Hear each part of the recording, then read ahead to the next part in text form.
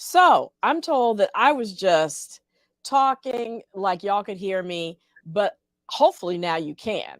And so I'm going to do that all over again, which is basically just to welcome you and thank you so much for joining us here on Excuse Me, Doctor.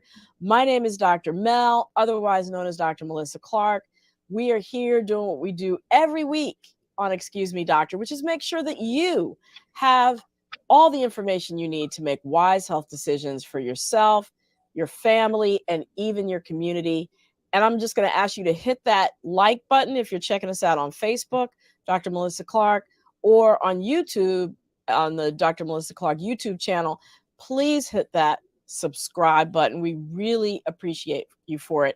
And of course, because this show is about you, we want to make sure that you put all your questions, all your comments in the chat, because we're going to get to them. So make sure you got those fingers ready to put your thoughts down. Now, let's get into creating an amazing week for ourselves with all the health topics we're going to cover tonight. And to do that, I have to have Mr. Wayne Bruce with me, my co-host, in the studio. And we have an amazing announcement tonight. So, Wayne, where you at? I got to bring in an announcement. I just can't come in alone. The announcement is bringing to the stage, ladies and gentlemen, tonight, we have a brand new co-host. Brand new guest co-host. Her name is Larisha Harris. She is incredible. Larisha is, you heard her and have seen her on ESPN Sports. She covers college games. She covers the HBCU games. Also, she is a mom boss. Let's say that. Yes. So she is a new mom boss. Everybody welcome her. Throw some love on the screen. Go in the chat, show her some love. She has her own segment tonight, man. We're excited to have Larisha tonight. Yay. And most nights she's going to be here. So, you know, as a mom boss, she may not be here, but we're excited to have her. Hey, Larisha. Yeah. Welcome, Larisha. Hi. Thank you guys for having me. I'm excited to be a part of the show. Well, and we are excited to have you because you all bring the word from the street. You all help us break it down so everybody can understand what we're talking about. So I just really, really appreciate your being here. Thanks so much for joining us. Of course. Yeah. So, and you're a mom to who? I am a twin mom to a beautiful baby boy and baby girl, Raiden and Raya Collins. They are 18 months now. So y'all pray for me because we're learning timeout and we're learning how not to climb on the TV stand and play with, the electrical sockets. So y'all just pray Ah, for yes. Wow. Prayers going up. Going Prayers up. work. Prayers work. So Yes. Absolutely. let's get into it, Dr. Mel. Let's get directly into it. Right. We are talking about what tonight? Attention deficit hyperactivity disorder, otherwise known as what? ADHD. ADHD. Right. So we're going to be talking about getting help, diagnosing it, what you should know. I know I often wonder if I have it. I feel like I have an attention deficit because there's so much stuff to pay attention to. But it's a very specific diagnosis, and we're going to hear from experts who are going to walk us through everything we need to know. So hang in there because we're going to get to that in a minute. But first, we have to do what? The recap. Right. There we Our go. weekly recap. We got it. So I'm going to kick it off. We're going to just a public service announcement for those of you who did not know. The FDA just announced that if it's been more than 6 months since you've had the updated bivalent COVID booster. Bivalent means it covers the original COVID and it covers the Omicron variant. If it's been more than 6 months and you're over 65 or you have a poorly working immune system, you're immune compromised, it is time for you to get a re-up. Okay. So because if you're over 65 and you have a lowered immune system, you're in that high risk group that's still accounting for hospitalizations and even deaths due to COVID. Granted, they've gone way down, but we know that the immunity that the vaccine provides wanes over time. So 6 months, if it's been that, make sure you go and re-up. And if you've never had that bivalent vaccine, the one that covers both strains, and you're over 6 months old, boom, now is the time to get it if you've never gotten it before. So, Dr. Mill, I want to step in here because, as you all know, I am a twin mom and they are 18 months now. I saw something about depression correlating with heart problems for those who have dealt with pregnancy within that 2-year span. Help me out here. Help me to understand because I actually dealt with depression during my pregnancy and afterwards. Are you saying now I'm at risk of heart problems? Well, that is what this new study suggests. So pregnant individual, if you're depressed while you're pregnant, it does show that up till 2 years afterwards, you have a higher risk of heart disease. And it doesn't Wow. mean that you're definitely going to have it, but it's something to watch out for and talk with your doctor about. And it can include some things like, electrical problems in the heart or weakened heart muscle, high blood pressure, blocked arteries. So, if you have any kinds of symptoms that would suggest that dizziness, chest pain, definitely get it checked out right away. It's important. It's not a high risk, but it's a heightened risk over people who didn't have depression during pregnancy. So it's something to just inquire about. Exactly. Okay. And of course, we know that as African American women during pregnancy, we have higher rates of complications like depression. So, and it's often underdiagnosed. Mm. So that's even more reason for people who are experiencing depression during pregnancy to talk with your doctor about it. Talk with a therapist, talk with a specialist. Or if you don't have access to that, call 988 because that's that emergency number where you can reach out to get mental health help if you need it. So really important. Really important. Really important. Hey, look.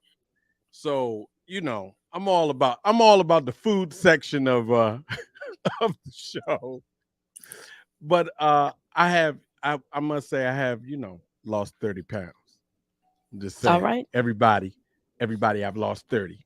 So look, tell me about the 4 foods foods are good for you losing weight, but getting a little older, need to protect the brain.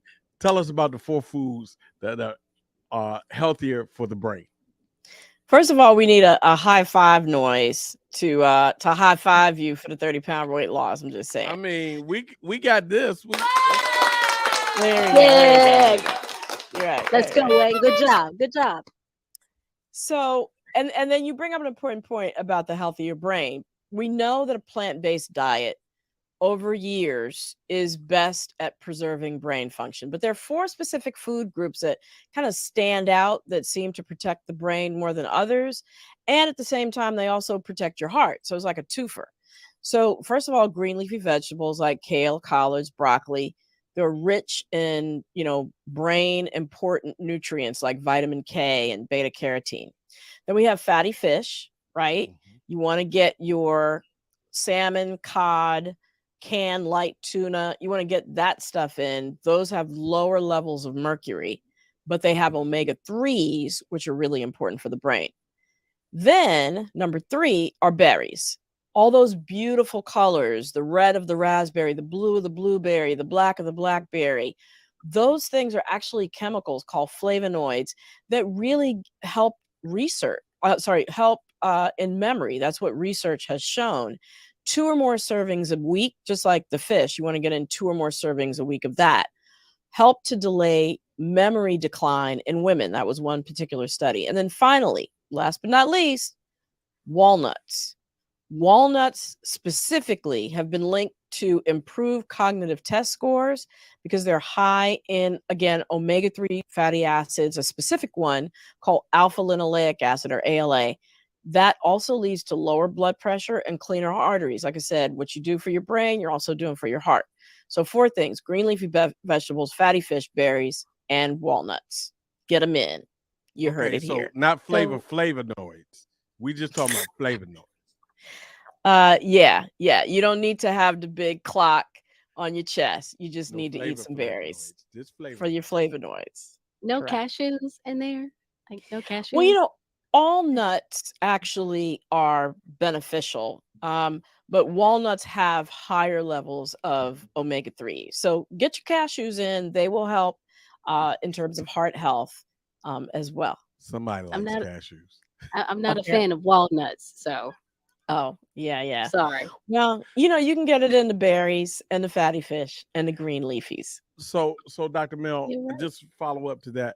Can we add supplements? The omega 3 supplements, will that help also? Yes, absolutely. Omega 3 supplements have also been shown to be beneficial as well. So people take fish oil tablets, for example, or eat flaxseed.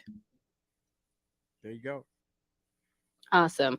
Dr. Mel, we know that mammograms and making sure that women are checking themselves frequently is something that we've been taught. A lot of us have been taught that. But I see that there's a new study out and really initiating saying that Black women should start earlier, meaning getting checked earlier. What is that Right. about? So this is the deal. So, mammogram guidelines that are out say if you're of average risk for breast cancer, start screening at age 50. However, the study from the American Cancer Society showed that among women in their 40s, deaths from breast cancer were nearly double when you look at Wow. Black women compared to white women, right? And so that's really enough to say, Black women, we need to be talking to our doctors about getting screened starting in our 40s because there's a higher risk. And the guidelines do give a little bit of wiggle room in terms of, if you choose to start at 40, you can. So it's not a hard and fast rule to start at 50. If you're Black, consider starting earlier in your 40s. There Make you sure go. you bring it up to the doctor. Absolutely. There you go. Absolutely. It's all about advocating for yourself. So here's the deal, y'all. With a new guest host. What we going? Are we guest host, co-host? What's going on, Dr. Mel? Y'all are co-hosts. I mean, We're all in this together. I'm feeling, I'm losing title. here. No, we're a team. We're a team. We're a We're a team. team. Okay, And you are our co-team. one and only, you are our producer. So Okay. Right. you have your own little special hat. So look, this is important for everybody. This next thing. Larisha came up with her own segment, y'all. I mean, Larisha came up with her own segment. Go ahead, Larisha. Go ahead and introduce the segment. So we need to know your opinion on various things that we see regarding medical information, out in the world, and social media, various digital platforms. We need to know your opinion about it. So this new segment is called What Y'all Think? What y'all think? So, what y'all think about this, right? As a Black person, when we go to the doctor or the hospital, we already know that we have to advocate for ourselves a little bit more. Like that sort of stereotype exists, right? So, oftentimes we are concerned about, discrimination or various biases. So the question is, do you change up your persona or your behavior when you go to the doctor? A study showed that about 3,300 Black Californians, about out of that number, rather, 33% change their speech, their dress to put the doctors at ease. So, what y'all think? Do you change who you are, put on an alter ego, code switch a little bit when you go to the doctor to show yourself as educated, to show yourself as knowing what you're talking about? Or do you not? Do you remain the same as you are when you or before you step in the door? I think So that's an excellent question. that's I an mean, excellent question. yeah, and not only that, I think that study showed that 25%, which I thought was really high, out of that 3,300 Black Californians, 25%, 1 in 4, said they just don't go to the doctor because they don't want to Which is deal with it because they're crazy. concerned. I know they're concerned that they'll be treated unfairly. So, So, but you know what? That's a question for anybody. That's a Hmm. question for people change up. Everybody changes up. That's not like a black or white question. I know we want to know black or white, because but people change going into the doctor. true, but I think the question that was asked in that survey and that we're asking tonight is, Mhm. do you do it because you think that it will lower your chances of being discriminated Right, against or experiencing bias? So right. yeah, I mean, I think, everybody might, put on a clean pair of drawers when they're going to the doctor, right? Okay. Really? But Do we have to put on Listen, clean ones? yes, I am yes. from the South, and I was always taught you put on Yeah, fresh undies and a fresh bra. exactly. You do not go with Don't that go old use normal, underwear. that good I'm dandy out. candy. We want to know though. Exactly. We want to know Right. because you may face racial discrimination. Do you code switch at the doctor? Put it in the Right. chat, and we're gonna get back at the end of the show with it. All right, Right. We want to know everybody. what y'all think. We want to know. So, right. Well, thank you, Larissa, for that segment. We will, again, make sure you put it in the chat what you think. Do you code switch when you go to the doctor because you're concerned about discrimination and bias? Thank you, Larissa. Thank you, Wayne. We're going to see you back in a little bit. We are going to move into our segment for tonight, which has to do with attention deficit hyperactivity disorder, or ADHD. So you've noticed perhaps, or maybe the teacher says that your child daydreams a lot at school, might be easily distracted at home when they're trying to do homework or chores.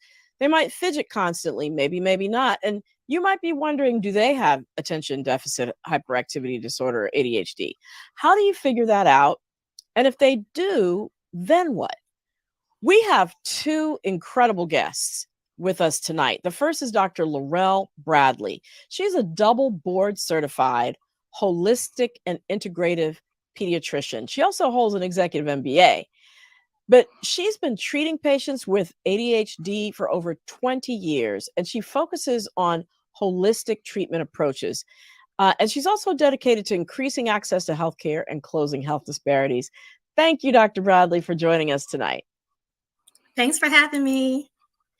Absolutely. And our next guest is Tiera York-Jones. She's a licensed certified social worker, clinical, who has 30 years of professional experience in guiding children, teens, adults, both individuals and couples, as well as families through the process of change, identifying their inner strengths, and supporting emotional healing.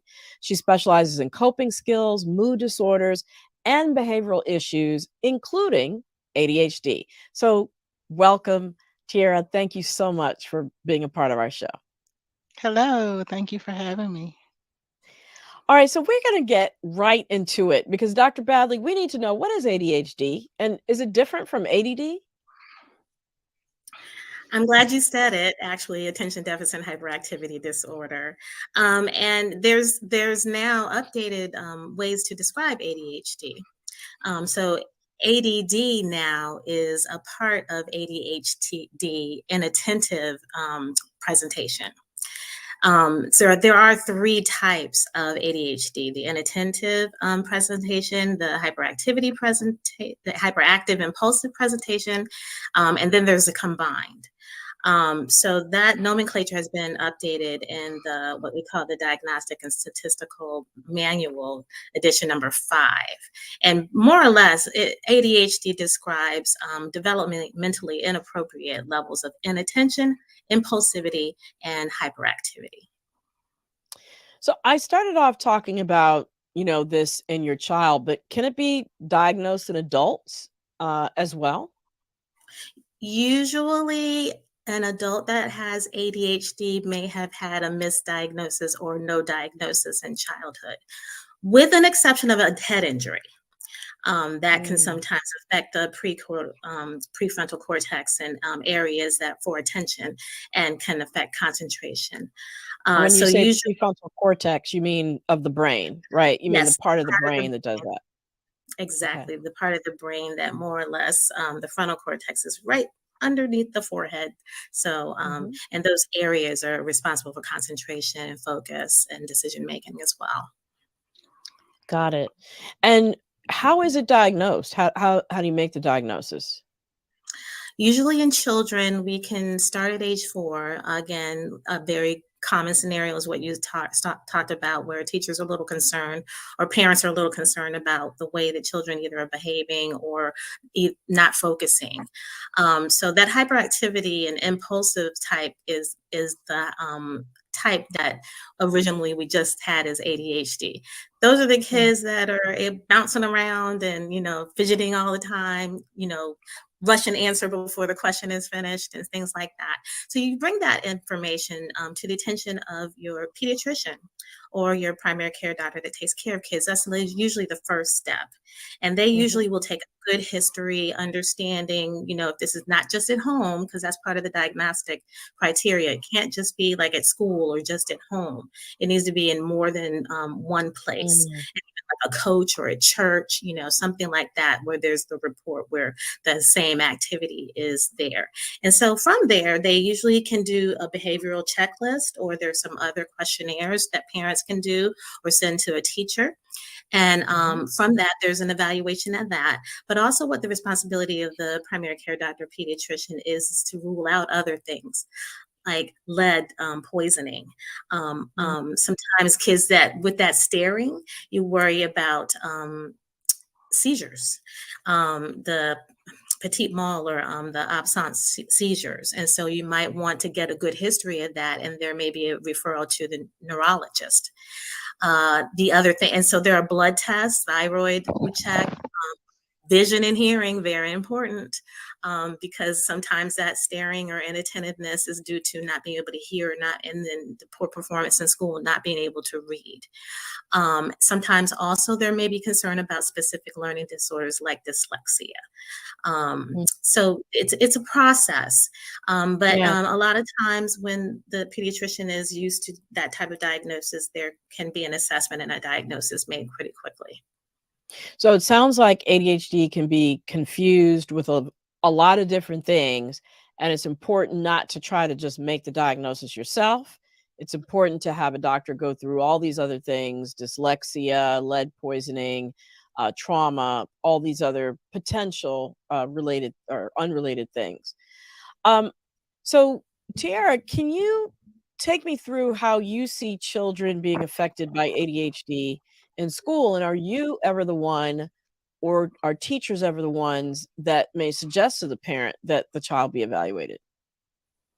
Yeah, so generally a student may be having inattention in class, and generally that will look like a lot of disruption, and which will lead to behavior problems. Well, initially being focused as the behavior, not understanding what's going on with the student. So it looks like the kid's just being bad in class. So it leads Mhm. to them being sent to the office or being asked to step out of class or having to go to guidance, or it could be a variety of things that could lead to them being singled out. It's also not fair to other kids that when a kid is having trouble staying in their seats or blurting out, roaming the class, fidgeting, perhaps picking with another student, it's disruptive to the whole class and to the other students who are learning. So usually the first line is to have the child removed from the classroom. So then that Mm. leads to poor Which self-esteem. yeah, exactly. I was just going to say that. Yeah, Yep. Uh-huh. poor self-worth. They're having negative talk to themselves, and kids are teasing them. So it can lead to a lot of developmental problems for the children in themselves. What about the children that don't have, because we heard from Dr. Bradley about how, hyperactivity is one component, but sometimes it's more just the inattention as opposed Mhm, to the hyperactivity and the blurting out and the disrupting. Do those kind of mhm. children sort of get missed and it goes under the radar potentially for a long time? Well, I think that a student who is primarily inattentive, they are not able to complete their schoolwork. So then their diagnosis will, or suspicion of a diagnosis will come out from a teacher perhaps, and that they're not completing any of their assignments, and they're just sitting in there staring out the window, or they're fumbling with things in their book bag. They could Mhm. just be not able to do their work. So then they would come to light and some discussion would be had. So, Dr. Bradley, what are some of the causes around of ADHD, and what are some of the beliefs um, around the causes that people don't have right? We're big into debunking misinformation here. So, how would you describe that? The major cause that has been identified is a genetic factor. Mm, Usually, a child that has ADHD or some of these symptoms probably can identify one parent or somebody within the family, even a grandparent that had a similar mm, type of diagnosis and needed management or treatment and intervention. So that's one thing. Now there are other things. And when babies are born to mothers who might have used substances or smoked or had alcohol. So sometimes those children will also have some features that can fall under attention deficit hyperactivity. And then sometimes there are toxin exposures. Of course, in all honesty, lead can cause that as a symptom. And they would respond to some management or treatments, but they need to get the lead taken care of. sure. So that and again, brain injury, premature kids sometimes are at increased risk as well. Now let's debunk. It's not caused by eating too much sugar. It's not caused by staring too much at the TV. It's not caused by poor or different parental skills. And it Mm, also is not caused necessarily, and this is a very old myth, but there's a lot of debunking of that with the latest literature about being born into poverty or mm. those types of environmental stressors. Um, now, there can be some other issues that happened around that, but it doesn't necessarily mean they had the diagnosis of ADHD.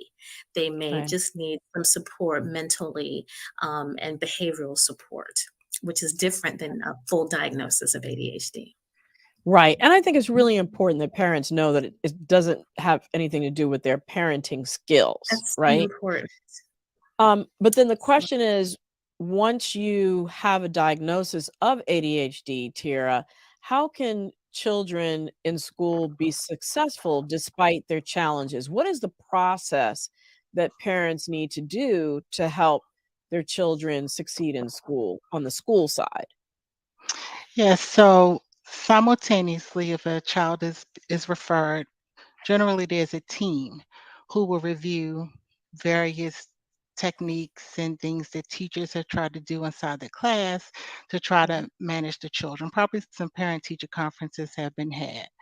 Um, if they aren't successful, then we will meet with the student. Definitely, as the school social worker, we will meet with the student and the family, have some conversation, perhaps do some assessments and questionnaire.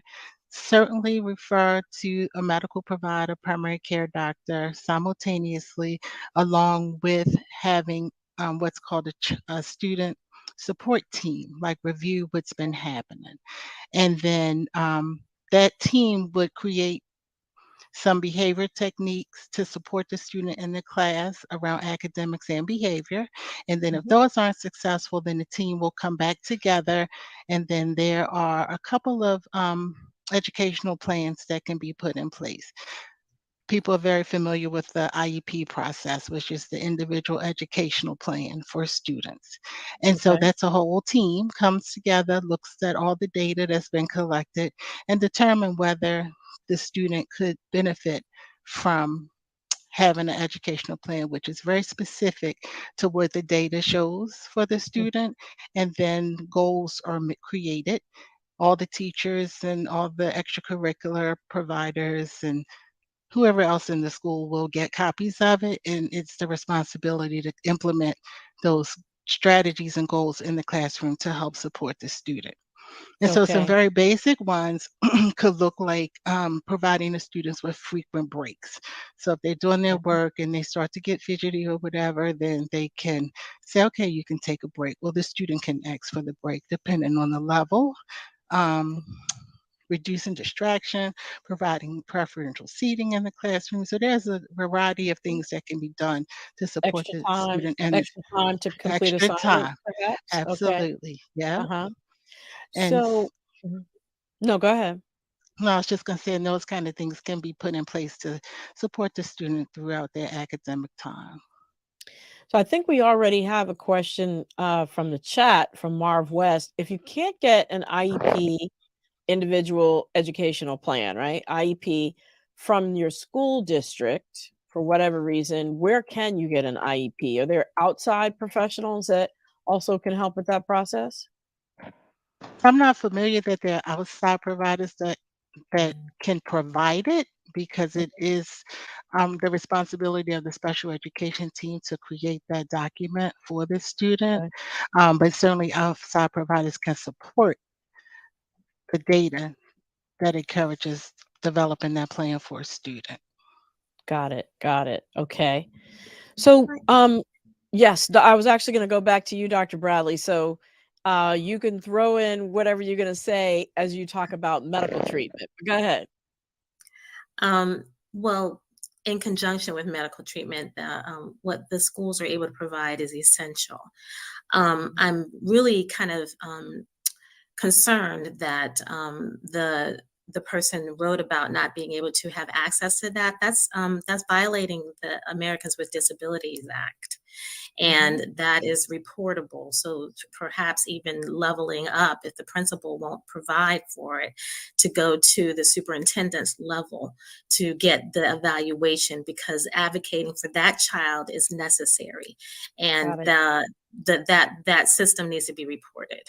Got I'm a it. strong believer in the advocacy for the children, because of the Americans with Disability Act. Because in all honesty, it is considered a disability. I hate saying that word, but it's good just because of the ability to get resources. Protection. Yeah. That that So affords. that's it. Yes. So before we move on to treatment, though, what if the person is in private school or a Christian school or non-public school setting? Are they still covered by that? Um, Yes, I have personal experience But you can go ahead. Yeah, I was just going to say yes, the private schools, all the educational components have the IEP process in place. There should Mhm. be some system internally in the school that would provide the evaluations and assessments. Got it. Okay. And even the public school system can do that within the person's district where they live. They can actually make that request if the child, Mhm. even if the child is in a private school. Got it. Now to the treatments. Um, what are treatments for ADHD, and what are the success rates? Sure. We already did talk about some of the treatment. That's considered the school involvement and support and behavioral interventions are a significant part of the management, is what I will say, Okay. for ADHD and students with ADHD. So there are a variety of options for treatment, and I'm going to go through the most popular and then talk about some, some other things to support. So the most popular are stimulants. This is the Adderall, the Ritalin, your Concerta, and those categories of medication. 60 to 80% success rate as far as eliminating the symptoms when on and taken correctly. Mhm. The other are non-stimulants, and that can be some alpha-2 agonists. Capve, Strattera is under that category. So that's another type of category that are used. They're usually used in conjunction with the stimulants when there may be, they've been on it and then all of a sudden it stopped working because they grow or their brain develops differently. Sometimes there are antidepressants used, but this is usually under the guidance of a psychiatrist, usually a primary care pediatrician is not going to do and then they'll do and they'll look for some comorbidities as well. Mhm. So those are the medications. When you said they look for comorbidities, break that down for us. What does that mean? What a comorbidity is another type of disorder in addition to the disorder we're discussing. So Mhm. it's not unusual for children and adults especially to have things like anxiety or Okay. depression with the ADHD. Okay. And so the use of other types of neuropsychiatric medications, a lot of times is quite helpful with Like treating. antidepressants or anti-anxiety medicines if it's Absolutely. appropriate. Got For it. children, there is an indication for antidepressants, yes, and Mhm. there will be anti-anxiety medications, but again, that's usually a psychiatrist to deal with that. 'Cause again, you want to Mhm. make sure you're dealing with the right thing. And the right disorder and treating the right disease. So, yeah. Okay. And are there any non-medication outside of the school accommodations, anything that you as a pediatrician also recommend? Like you said that sugar doesn't cause ADHD, but do you recommend any dietary changes, for example? But of course I do. You mentioned the walnuts and the berries and the green leafy vegetables, as well Mhm. as the fatty fish. That's food is medicine. And Mhm. I do want to tell Larisha that sometimes it's not a bad idea for the cashews because all those nuts not only have they also have some serotonin in them, believe it or Mm. not, and they're And really why is serotonin important? Serotonin is important because it's one of the neurotransmitters that helps calm the brain down and also helps Mhm. with just the excitability areas that happen with ADHD. It helps calm them down. Mhm. Um, Mind-body modalities, meaning meditation, guided therapy, prayer, as well as yoga. Lots of studies with Oh. yoga in children, like in a Mm. kindergarten, those wild kids all over the place. They come in and they learn some they learn some child's play and downward dog and Uh-huh. warrior. And next thing you know, they're like off to They're their nap. chill. Right. And they are. So there's the Okay. mind body modalities. There's nutrition, of course. We talked about food is medicine, and in that also, so low sugar is for sure something that is helpful, but because of its addictive nature. But casein, meaning the protein that's in milk, Mhm. and as well as gluten, the studies are there to have low gluten, low casein, low sugar diets and limit, if not eliminate, processed foods. And Wow. lastly, there are supplementations that are, so you talked about some of the vitamins, vitamin D, vitamin B, methylated vitamin B12, meaning activated B12, Mhm. and folate, because it helps with detoxing the brain. And because that's an issue with a lot of kids that have any type of mood disorder, and definitely that have ADHD. Magnesium and zinc. Okay. So, and of course, the omega 3s. And if Right. they can't get, I say the omegas because sometimes flaxseed oil is really good to include in the diet as well. Hmm. Again, since, and I'd like to think of all those fatty acids. It just coating the brain to make it calm down, just greasing it all up so those neurotransmitters can just be nice and flow through. So, Right. Right. yeah. So that's great. I know. I hope people had their pen and paper out. But remember, it's recorded. You can always go back and catch it all on YouTube. And I want to make clear though, you're not suggesting that the non-medicines substitute for the medical approach. They kind of work together, right? They work together, and I will say this has been an approach of mine, particularly with African American families, because we're kind of leery about medications. Um, and so I like to tell them that I'll work with them to get their bodies prepared, and we will look into the medication management Hmm. as needed. I'm going to tell you, when the kids truly have ADHD and nothing else, you pop that stimulant on them and boom, right away, they are just like Mm. right there. And that's why Okay. the correct diagnosis is important. Right. So No, that makes perfect sense. I can't believe the time is flying by. We have to bring Larissa and Wayne back in to see what is bubbling up on the chat. So, Larissa, Wayne, come on back in. Bring us what the audience is talking about. Hold on. Definitely. You on mute, Larissa. You're in now. Am I back? Am I back now? Yes, we You're can back. hear you loud and clear. Okay, perfect. Because we do have some questions. This one first, basically a true or false question. When private schools don't implement the IEP process, is it true or false that an educational consultant specializing in ADD, ADHD can assist? So, to my knowledge, no. I work in a public school system, so we have all the components in place. So I can't totally speak on what private schools do, but just in talking with colleagues, and I have colleagues that work in private schools, they do honor IEPs. Okay.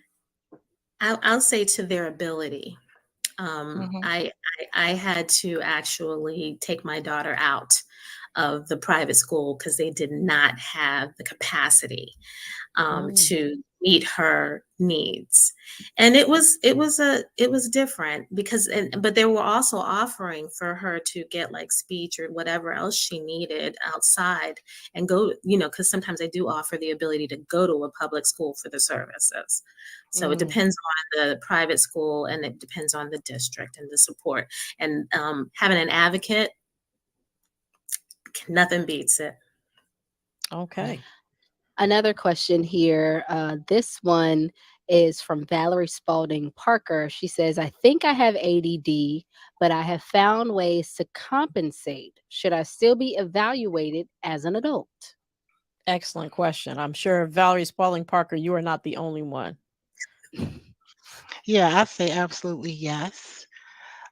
Seeing her medical provider, even taking it a step up and going ahead and reaching out to a licensed social worker or psychologist or even a psychiatrist, whatever her comfort level is, and definitely have a conversation, get some assessments done, and to determine if in fact that is the case,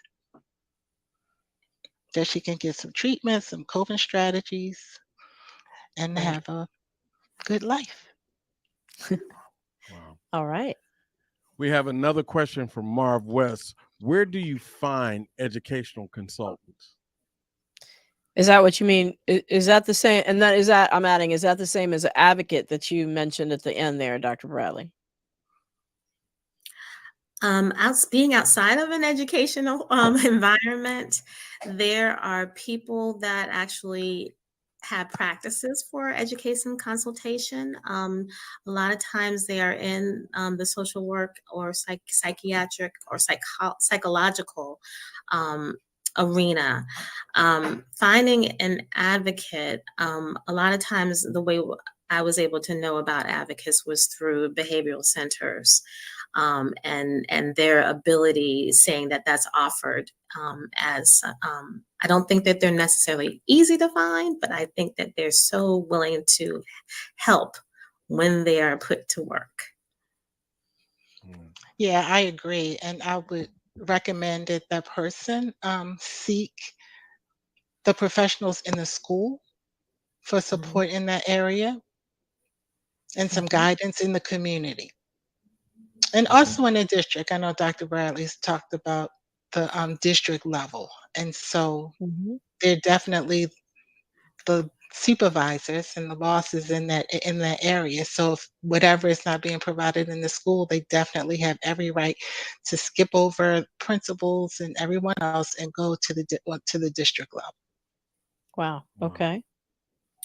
Sometimes lawyers serve as advocates as well, Absolutely. Mm. Do you particularly find Okay. so particularly when I their rights are violated. I have a question, and I want to just shout out some people. I read about this story a long time ago, and it just happened to include one of my fraternity brothers who was giving students in elementary school in Baltimore meditation. They were like one of the first Mm. ones to provide a meditation room for them at the Robert Coleman elementary school. Have you guys heard about that? Is that a I, basis for? so I haven't heard about that specifically, but absolutely. And so I am a social worker in the school, and I have a colleague is there, and so we create our spaces so that they provide some soothing comforts, low lights, soft music, um, Wow. tactical things to do with their hands, coloring, Play-Doh, sandboxes, and it sounds elementary, but on the high school level, where I am, those children definitely love doing that. And so doing the breaks or doing change of class when they're having a hard time, they know to pop in and get a reset. If something's Right. going on, you have a space to talk. So Baltimore City has provided those services for the students in the school, and they utilize them. Wow. That sounds wonderful. I feel like I need to pop in sometimes. But back to Valerie Spalding Parker's question, what are some techniques that adults should be using if they are living with with a diagnosis of ADHD and have to work, and function in a Mhm, workplace? mhm. So definitely paying attention to distractions. Self-regulation is the main thing. And if they're having a difficult time doing it on their own, I would suggest, seeking out a licensed provider, social worker, counselor, to see on a regular basis to help provide some of those coping strategies to help them be able to deal with whatever is going on that's keeping them from being productive. So, organizing is a big thing. Decluttering is a big thing. Just Mm. being able to know when they're out of control and to kind of be able to pull themselves back in. So that's mindfulness is the term for that. So being able to self-regulate and recognize what's happening and having tools in the box is what we call it Mhm. to pull from for whatever the situation is that they need help with. at that moment. And so it doesn't just happen. It's not like a one-stop shop. It's not a snap of a finger. You have to learn these techniques because it's like adjusting behavior. Mm-hmm. It's a process. Okay. Absolutely. All So right. I What else do we actually have out there? Go I ahead, actually Larissa. have a question. You mentioned some of the various foods that would be helpful, and some foods that you should keep away or not let children have. Essentially, where does red dye, the red food coloring, those type of foods fall? Because I have heard a lot of teachers say, don't give your kids hot fries or anything with red food coloring because they'll be bouncing off the wall. Is that what you mean by some of the processed foods? Yeah, no hot anything ever in life. Please ban. Don't ever buy. That is my personal take on that. I saw kids with ulcers and stuff like that. So that's an out topic. But it absolutely is. Those processed food in its most natural states is best. Those processed foods a lot of times have ways that actually work with even the DNA, to be honest with you, and there are hormones, so they really have an effect on the brain development. And again, they're really they usually have high sugar or high types of carbohydrates. Nutritional value is nil, and that's a problem. And again, casein and gluten, the way they come in foods are a little, not well understood. So, as a plant-based is best. Fatty fish is awesome. So again, there are lots of reasons why those red dye, yellow dye, number 7, I'm thinking about daddy daycare, where where they, Okay, we want the real stuff, not the dad daycare stuff. Don't play Right. with Right. dads. Right. No, I Giving mean, a dads, lot of giving children may dads a bad name out I there. know the movie. The I know movie. it was a movie with Eddie It was a I Murphy, movie. know, It I was a know, I Yeah. movie. know, I know. Wanted to but just give but the dads a issue bad is name. it there are things that affect the gut, which is our second brain, and sometimes people have heard that because it helps with neurotransmitter development as well as a lot of microbiome things. So when you mess with that area of the body, that digestive area, it significantly impacts the way that the brain can function, just because of the way that there is that brain gut interaction. Mhm. And if y'all Gotcha. want to hear more about that microbiome, go back and look at our show from over the summer with Dr. Robin Chutkin, where we had a whole thing on the microbiome, all those She was helpful excellent. bacteria. She was excellent. She was All excellent. those helpful I want bacteria to in our gut. get in a few other Yep. statements, and maybe you could discuss them quickly. This is a lightning round. All So right. Karen Thomas Ginyard said, IEPs are for learning disabilities. If there's no learning disability, 504 plan can be implemented. Can one of you speak to the 504 plan, please? Tiera. Absolutely. So 504 plans can be implemented if there isn't any identified learning disability. It's the same thing, except for there's no learning disability. So a child who's diagnosed with ADHD, um, they would need the same accommodations to be able to maintain in class and get assignments completed, but they haven't been identified as having any deficits in their learning. Mhm. So they're pretty much on grade level. Got it. But they Okay. still need the Yes, assistance. Yeah. absolutely. And the big thing is finding a 504 plan for adults, because I mean we still have adults that never got stuff Mhm. addressed when they were young. Absolutely. And so Right. that's my platform. And so that's the importance of checking out a licensed social worker or a licensed counselor. We kind of do the same thing, just a different discipline. But nonetheless, speaking with one will help you to identify, what areas you need to improve on. When we're talking about ADHD, we're talking about behaviors. So there are behaviors that you will want to change, that you want to find ways to not have those negative behaviors be around, and you replace them with more positives. So that's what therapy does. In addition to other things, but certainly for people with ADHD may think, oh, I don't need to go to therapy. Well, it can help to Yeah. identify some substitute behaviors to help move on with life. Embrace therapy. Bottom line. Absolutely. Mhm. Larisha? Yeah. The last question for me is just parents who have to or have children who might have a specific diagnosis, ADHD, ADD, they may find themselves worrying about, what they need to do or making sure that they have the proper care for their child.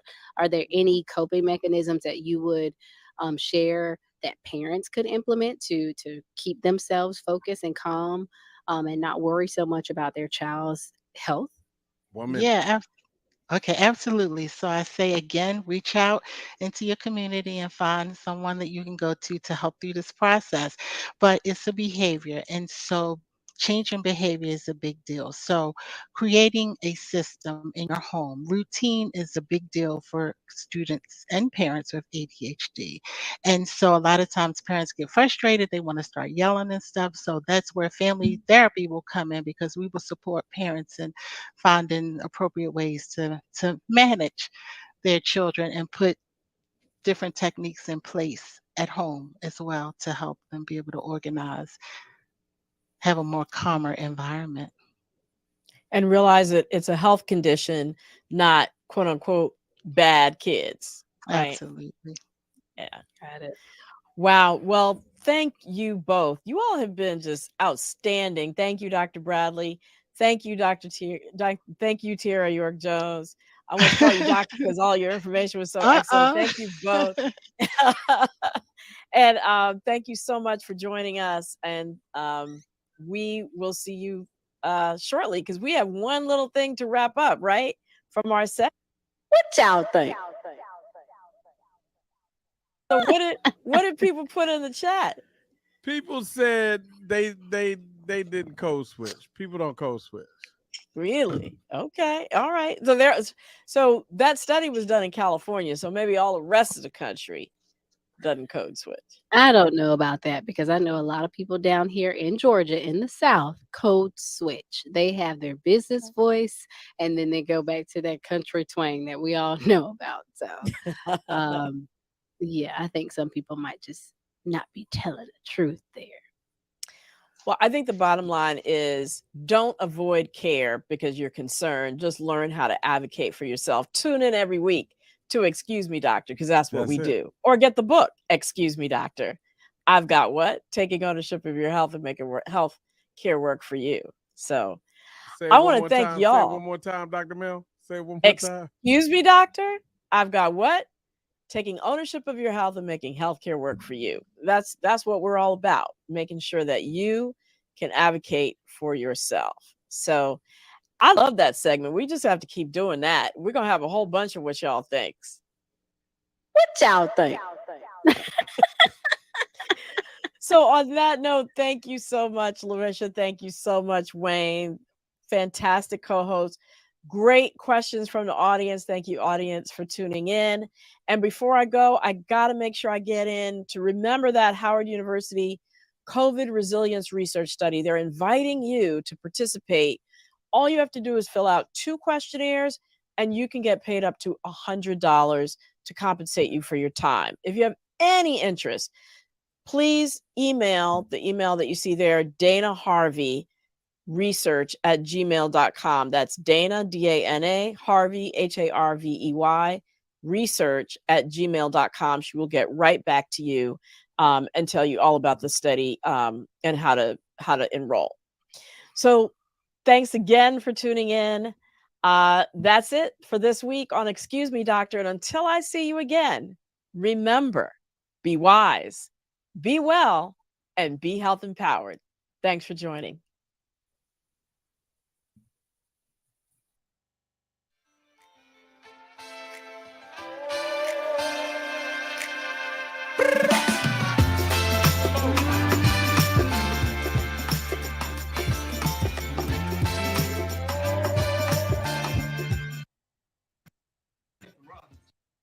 They invited me. They still don't know. I hooked up with Dave 3 days ago. He'll start coughing tomorrow. And I bet in 10 days he'll be on a ventilator. Now, his wife, she's not vaccinated because she thinks it'll prevent her from being pregnant. But what they don't know is that I can decrease sperm count. Sorry, Dave. Good luck with that.